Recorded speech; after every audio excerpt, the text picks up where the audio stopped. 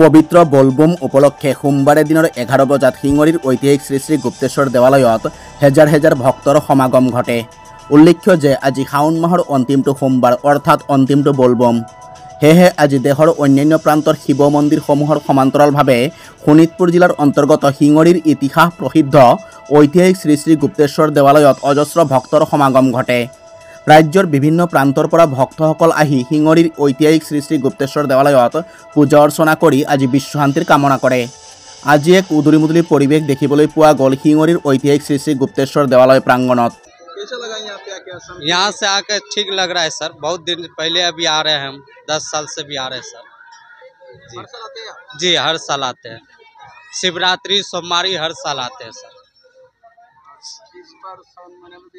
हाँ, इस बार अभी सावन महीना में हम आए हैं। शिवरात्रि आते हैं इस बार, पहली बार सावन महीना में आए। व्यवस्था ठीक है सब चीज ठीक है। इसका बात এই শিঙৰী মন্দিৰ গুপ্তেশ্বৰ দেৱালয় দৰ্শন কৰিব আহিছোঁ। আমি জন্মৰ পৰা পাইছোঁ, দৰ্শন কৰিছোঁ। শাওন মাহত ইমান ভিৰ হয়, ভক্ত মানে দূৰ দূৰ পৰা আহে গাড়ী মটৰ লৈ। ৰাস্তা ঘাট গাড়ী মটৰ ৰখা জগা নহয়। আমিও আহোঁ, ল'ৰা ছোৱালীও আহে, নাতি পুতিও আহে। চবে দৰ্শন কৰি মংগল হওক। শিঙৰী জগাটো শান্তি আমাৰ। এনেকুৱা ভাল শিঙৰী গুপ্তেশ্বৰ বাবা উৎপন্ন হোৱা জগা। শিৱ বাবাৰ পূজা কৰোঁ, মংগল হওক, চবৰ দয়া হওক, ভগৱানে চবক ভাল কৰক, চবৰ পৰা শান্তি ৰাখক, অসমৰ বাসীক শান্তি ৰাখক।